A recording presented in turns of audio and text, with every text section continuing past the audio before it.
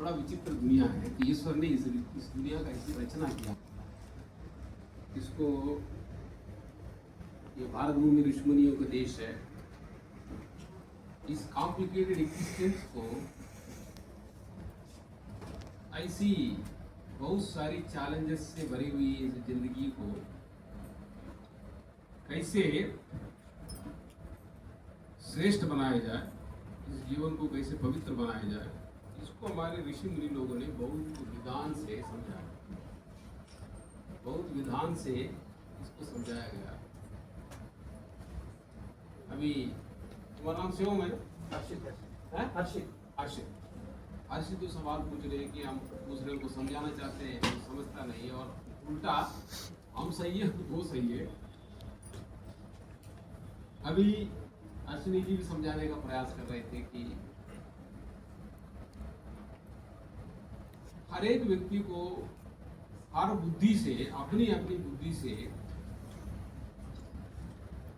जो जीवन की उत्कृष्ट विधान है वो अपने आप समझ में नहीं आता। हर एक व्यक्ति को अपनी बुद्धि से सारी चीजें समझ में आ जाए तो फिर कहाँ ही क्या है, समझ में नहीं आता।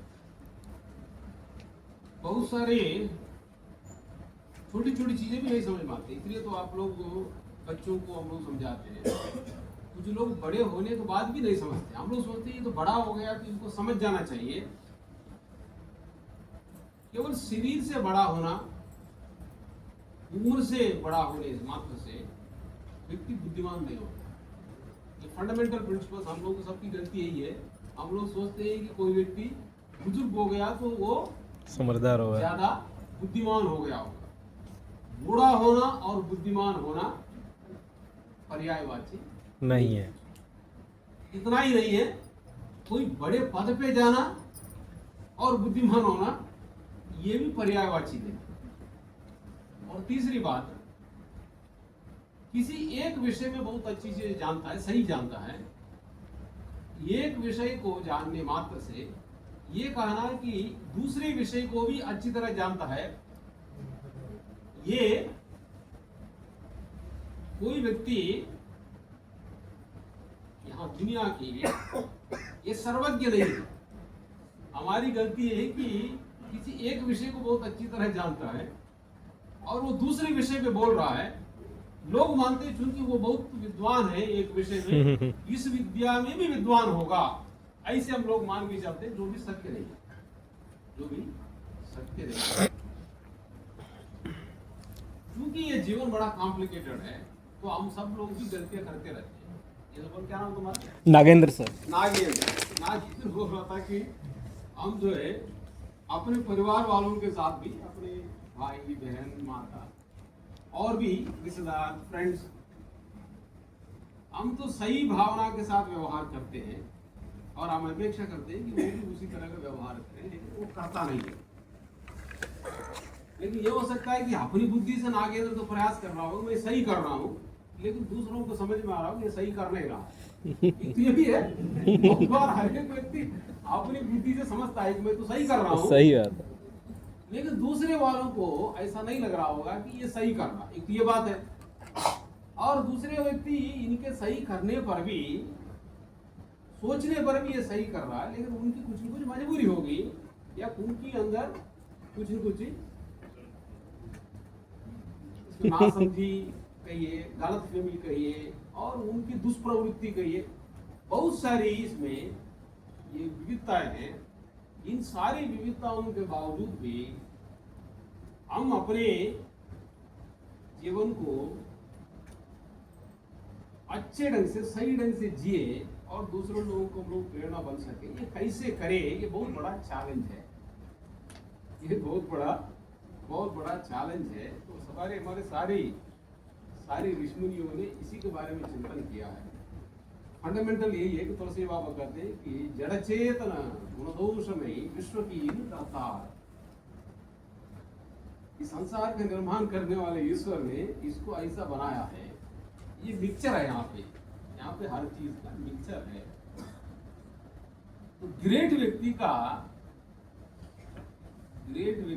काम है इन सारी दुविधाओं में रहते हुए कैसे सही और सटीक चीज को पहचाने, इन सारी चैलेंजेस, इन सारी कॉम्प्लेक्सिटी के बावजूद भी, और आप अपने को एक लौकिक रूप से भी और अलौकिक रूप से भी अपने को कैसे सफल बनाए, अपने को कैसे सफल बनाए, वही तरीका है।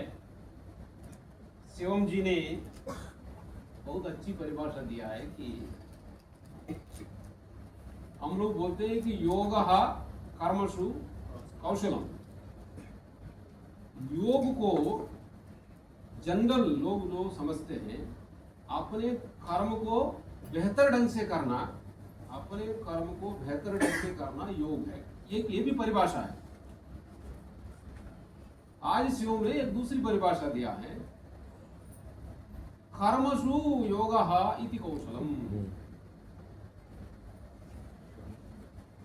कर्म करने की ऐसी विधि विधान जो योग की भावना से जोड़ते हुए कर्म करना, ये जीवन की कुशलता है। कर्म की भी कुशलता है और जीवन की कुशलता है। कर्मों में कर्म करते हुए, कर्मों में रत रहते हुए योग से जुड़ना। एक और बात इन्होंने कहा है, युज्यते अनेन इति योगः, क्योंकि ये शिवम ये संस्कृत की एक्सपर्ट है। युज्यते अनेन इति योगः, जिससे उस परमात्मा तत्व के साथ हम लोग जुड़े रहे। येन केन विधि से, येन केन विधि से, येन केन विधान से उस परम तत्व के साथ जुड़े रहे, उस गतिविधि का नाम योग है। ऐसे कर्मों का विधि विधान से इस ईश्वरी सत्ता के साथ जुड़े रहे, वो योग है। युज्यते अनेन इति योगः कर्मसु योगः इति कौशलम। ये मुझे नहीं पता कि आपको अभी समझ में आया नहीं समझ में आया। इसकी ये बड़ी, तो फिर आपको उस ईश्वरी सत्ता के साथ जुड़े रहने पर उसका एहसास कैसे हो? उससे हम लोग जुड़े हैं उस ईश्वरी सत्ता के साथ, उसकी क्या परिभाषा है? कबीर साहब से पूछा गया कि हमसे योग हो रहा है, हम इस योग से जुड़े हैं, तो कैसे पता चलेगा? या कोई दूसरा योग से जुड़ा है, कैसे पता चलेगा? योग से जुड़ना, राम से जुड़ना, ईश्वर से जुड़ना एक ही बात है। क्योंकि कबीर साहब राम को ईश्वर, उनकी आराध्य रूप में राम शब्द को ईश्वर मानते हैं। उनके हरेक का कोई भी यहाँ पे लौकिक वस्तु हो, अलौकिक वस्तु हो, उसको व्यक्त करने के लिए शब्द चाहिए। हालांकि ईश्वर शब्द से परे है, ये भी जान लीजिए। केवल शब्द बोलने मात्र से वो है ही नहीं है। बहुत लोग बोलेंगे कि मैंने ये शब्द बोल दिया तो ये काम हो गया, ऐसा नहीं है। लेकिन बिना शब्द के काम नहीं होता है। इसलिए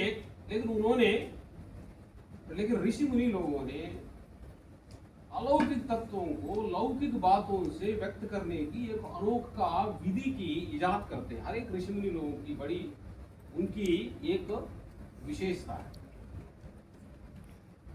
तो कर्म करने में कुशलता है, कर्म करने में योग हो रहा है, ये कैसे परिलक्षित होगा? उसके लिए कबीर साहब ने कहा है कि राम नाम जिन चीनिया, राम नाम जिन चीनिया जीना पिंजरतासु, नयन नावई नींदरी अंग न जामे मानसु। ये परिभाषा है। इसलिए उस राम की, उस योग का परिचय है उनके अंदर। क्या है? राम नाम जिन चीनिया जीना पिंजरतासु। उनका पिंजर ऐसा होगा, बहुत मोटा तगड़ा है। मोटा तगड़ा खा पी के बड़ी बड़ी भाषण दे रहे, ये समझ लेना इसको ठीक से अभी समझ में नहीं आया है। बहुत लोग तरह तरह की चीजें खाते रहते हैं। केवल इतना ही नहीं है, लोग जो है भौतिक चीजों के प्रति जिनके अंदर बहुत खाने का पीने का, ये जो जितनी भौतिक दुनिया में ज्यादा उलझे रहते हैं, उनको समझना चाहिए कि उसको भले ही कुछ भी बोलते रहे। अभी अश्विनी जी बोल रहे थे ना कि स्वामी विवेकानंद जी ने पूछने का कि आपने भगवान को देखा है, बातें बोल रहे हैं लेकिन उसकी अभी तक उसकी ठीक से परिचय नहीं है। बहुत बड़े बड़े लोग, बड़ी बड़ी लोग गप लगाते रहते हैं, बिल्कुल उनका उससे परिचय नहीं है। क्यों परिचय नहीं है? ये लोग बहुत सारे बाहरी चीजों में अभी उलझे हुए हैं। बाहरी चीजों में जो उलझा रहता है, अनावश्यक चीजों में जो उलझा रहता है, भ्रमित रहते हैं, बोलते रहते हैं, बट लेकिन समझ में नहीं आता। उनको स्वयं ही नहीं समझ में आता तो दूसरों को कैसे समझाएंगे? और दूसरी बात, जीना पिंजरतासु नैनन आवै नींदरी अंगन जावे मांसु, उसकी हमेशा सजगता में रहता है। नींद नहीं लेने का मतलब है सोता नहीं है, मतलब नहीं है उसका, एक्टिव रहता है, जितना आवश्यक है उतना भी सोता है, लेकिन ऊँगता नहीं है। बहुत लोग जो है जहां नहीं सोना चाहिए वहां पे सोते हैं, जब सोना चाहिए तब नहीं सोते, जब जो करना चाहिए वो काम नहीं करते। और ये केवल नींद की बात नहीं है, काम भी ऐसे उल्टा सीधा करते हैं। भाई बच्चों को पढ़ाने के बजाय वो बच्चे बैठे हैं, वो खेल रहे, टीचर्स गप लगा रहे हैं, कहीं और दूसरी चीजों में उलझे हुए हैं। बहुत सारे ऑफिस में बैठ के काम करना चाहिए, कुछ और कर रहे हैं। हर एक व्यक्ति, डॉक्टर हॉस्पिटल में बैठा है, उसको पेशेंट्स आप बाहर इंतजार कर रहे हैं, कुछ और चीज में उलझा हुआ है। ये नैनन आवै नींदरी का मतलब यह है कि उसके अंदर सजगता नहीं है। उनके अंदर वास्तव में कितनी क्षमता है दूसरी बात है, लेकिन जितना क्षमता है उसका भी सदुपयोग नहीं कर रहा। कम से कम जितनी सजगता है उस सजगता का सदुपयोग करे तो और सजगता बढ़े। लेकिन एक और बात, किसी ने बोला कि ये पाप क्या है, पुण्य क्या है, पूर्व जन्म क्या है। कौन, क्या नाम तुम्हारा? कैलाश पाल ने सही सवाल पूछा है। बहुत लोग इन सवालों का पूर्व जन्म, इस जन्म और पाप पुण्य, इस पर ज्यादातर इसमें बोलते नहीं है।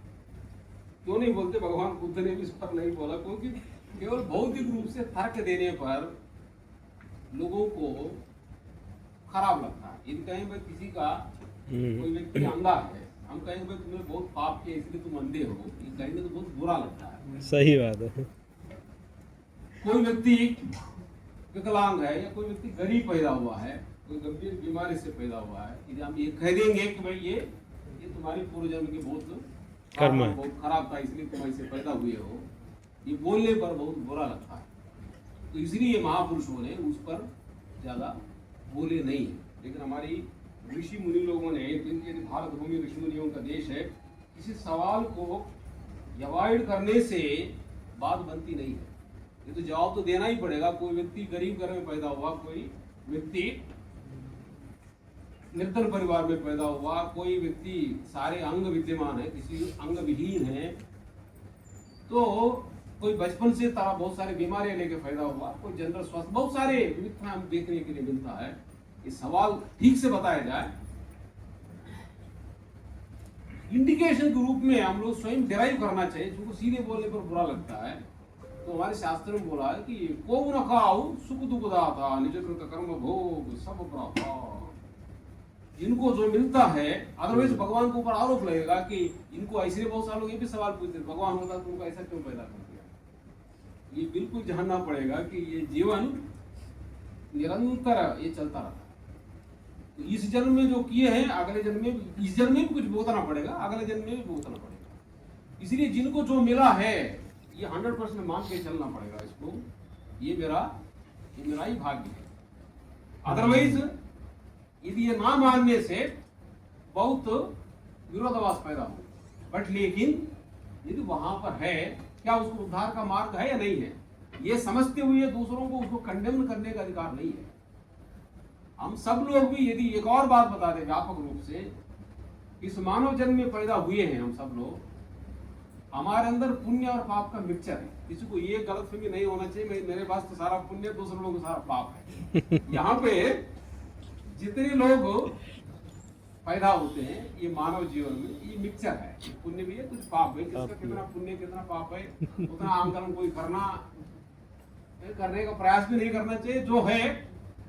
इसलिए सारे महापुरुषों ने आपको बेहतर बनाने का मार्ग बताया, ये सारा ज्यादा इंपॉर्टेंट है। इसलिए भगवान बुद्ध और भी बहुत सारे महापुरुषों ने इसकी आप वर्तमान में क्यों उस स्थिति में हो वो उस पर बोलने की बजाय जो जहां है उससे और बेहतर करने का मार्ग सुझाया है। मैं आपकी स्थिति वर्तमान में परेशानी में हो, आपकी परेशानी से आप मुक्त हो सकते हो, उस पर महापुरुषों ने ये बताए।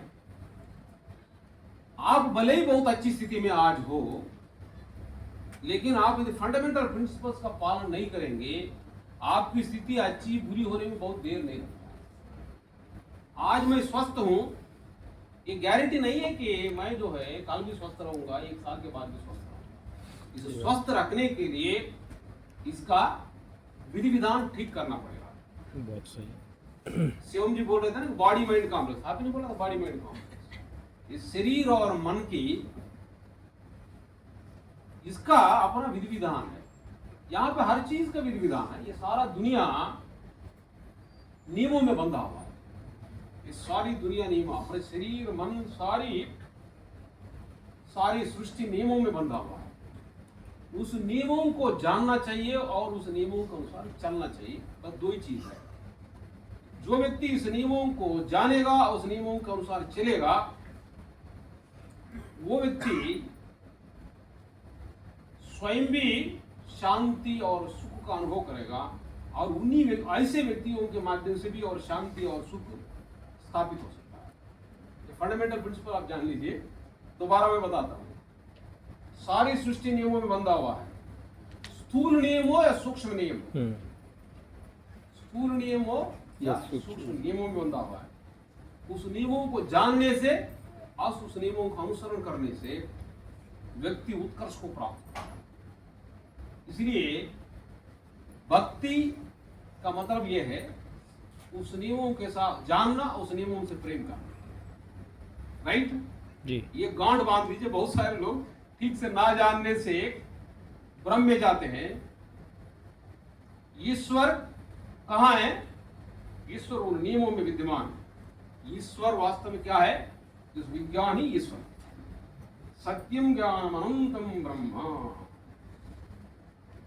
ईश्वर सत्य ज्ञान ईश्वर है। ज्ञान वो ज्ञान सत्य है, वो अनंत है, वो ईश्वर है। लेकिन इतना बड़ा है लोगों को समझ में नहीं आता। उपासना के लिए बहुत सारी विधि विधान बताया गया। देखिए उपासना को पकड़ के उसको करने से भगवान की परिभाषा बड़ा न्यारा होता है।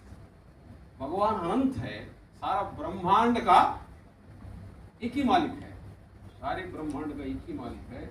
वो कहाँ है? नियमों। प्रकाश कहाँ है? नियमों में। नियमों में। उनके नियमों को जानने से और उस नियमों से प्रेम करने से व्यक्ति का उद्धार होता है। लौकिक नियम भी है और अलौकिक नियम है, उसको जानना चाहिए। आप सब लोग जो प्रशिक्षण का जो मूल धर्म है, कम से कम हम लोग लौकिक विषयों को भी ठीक से जान जाएंगे, वो करेंगे। मान लें कि भोजन करने की व्यवस्था है, शरीर को ठीक से रखने की व्यवस्था है, मन को ठीक से रखने की व्यवस्था है, परिवार को ठीक से रखने की व्यवस्था है, तो जानना चाहिए, ठीक से जानना चाहिए और उसको पालन करना चाहिए। ये बिल्कुल सही है कि भाई आप सही बात बोलने पर भी लोग नहीं समझते। ये बड़ी समस्या है। तो फिर आपको समझना पड़ेगा कि मैं ठीक से जान रहा हूं नहीं जान रहा हूं एक बात है, मैं ठीक से जानने पर भी सही बातों को भी ये अनुपालन पहले सुन क्यों नहीं रहा है, समझ क्यों नहीं रहा है और इसको विश्वास क्यों नहीं कर रहा। ये सारी टीचर्स को, टीचर का हर एक व्यक्ति टीचर है अपने अपने आप। इसमें दूसरे को समझाना ही पड़ता है, कुछ समझना भी पड़ता है, कुछ समझाना भी पड़ता है। हम लोग सारा जो स्कूल्स कॉलेजेस क्यों खोले हैं, ये स्कूल्स कॉलेजेस, मेडिकल कॉलेजेस हो, इंजीनियरिंग कॉलेजेस हो, डिग्री कॉलेजेस हो, वहां पर जो ज्ञान है, जिस क्षेत्र का ज्ञान है, बहुत विचार मंथन के बाद बहुत उपयोगी विद्या है। तभी तो उसको किताब लिखने में एनसीईआरटी जो भी विभिन्न किताब लिखते रहते हैं, और आपकी हमारे विभिन्न बोर्ड्स के लिए हम लोग सिलेबस प्रिस्क्राइब करते हैं, वो लिखते हैं, साइंस हो, सोशल स्टडीज हो, काफी बहुत सारे लोगों ने विचार मंथन करके वहां पे शास्त्रों में उसको लिपिबद्ध किया है। कम से कम उसको समझने और उसको करना शुरू कर दे, पहले बिगिनिंग है वो, तो फिर धीरे धीरे धीरे धीरे और गहराई से समझ में आता है। इसको साधना करना चाहिए, समझने की भी साधना करना चाहिए, अनुपालन करने की भी साधना करना चाहिए। इसलिए यहाँ पर ये धरती हमको साधना करने के लिए मिला है। साधना ना करके अपनी मनमानी करेगा तो वो नीचे की ओर जाएगा, नीचे की ओर जाएगा। तो यहाँ पे इसलिए शास्त्रों में बोला गया है कि ये साधन धाम मोक्ष कर द्वारा बाईर जई परलोक संभारा से थे सिर धुन धुनु पछतावई काल ही कर्म ही ईश्वर ही मिथ्या दोष लगावई। ये साधना के लिए मिला हुआ है। साधना क्या है? साधना सही नियमों को जानना है और सही नियमों के अनुसार चलना, यही साधना है। यही साधना है, यही साध्य है, सही नियमों को जानना। ये रशिया में भी यही धर्म है, अमेरिका में भी और इंडिया में यही धर्म है। सही चीजों को जानना चाहिए और सही चीजों का पालन करना चाहिए, यही साधना है। ये जीवन मिला हुआ है साधना करने के लिए। जो व्यक्ति ये साधना नहीं करता है उसको क्या बोलते हैं हम लोग? प्रमादी है। प्रमाद, जो प्रमादी है, इसलिए बोला गया ये प्रमाद तामसिक वृत्ति का प्रमुख लक्षण है। जो व्यक्ति तामसी है, प्रमादी है, उसको आप प्रयास तो करिए कि कुछ समझे, उसको कैसे इस पर निष्ठा जागृत किया जाए। यदि नहीं समझेगा वो, तो ऐसे लोगों को उनको केवल डंडा से ही हाँका जाता है। ये भी फंडामेंटल जानना चाहिए। यदि सोचेंगे कि ये बोल रहा है ना कभी नागे तो भाई हम बात बोलते हो समझता नहीं है, वो बात समझने वाला नहीं है। सभी लोग बातें समझते फिर कहना ही क्या है? सभी लोग बात नहीं समझते हैं, उनको डंडे से ही हाँकना पड़ेगा। डंडा आपके पास है या नहीं है ये समझना अलग है। हर एक व्यक्ति एक दूसरे के ऊपर डंडा चलने लग जाएगा, तो आप वहां की व्यवस्था को ढूंढना पड़ेगा कि कैसे इसको कैसे नियंत्रित किया जाए। अधिकांश जानवरों में जो स्वभाव है उनमें भी एक अलग अलग प्रकृति का होता है। तो जैसे हम लोग जानवरों को बातों से नहीं समझाते हैं, इसीलिए इसी तरह का भय सबको नियंत्रित करता है, जानवरों को भी नियंत्रित करता है और खूंखार लोगों को भी नियंत्रित करता है। भय तामसिक लोगों के लिए अनिवार्य कंट्रोलिंग इंस्ट्रूमेंट है, राइट। इसलिए जहां पर इस दंड की ठीक से प्रयोग नहीं करता वो समाज बर्बाद। इसलिए भगवान ने बोला कि दंडः दमयतामस्मि नीतिः जिगीषताम्। दंडः दमयतामस्मि। दंड अलग अलग स्वरूप का पनिशमेंट की व्यवस्था है, उसका पालन करना पड़ेगा। जिस समाज में इस दंड व्यवस्था का ठीक से पालन नहीं होता है, बहुत बड़ी अव्यवस्था है। हम लोग अपने प्रदेश में योगी महाराज खूब डंडा चलाते हैं।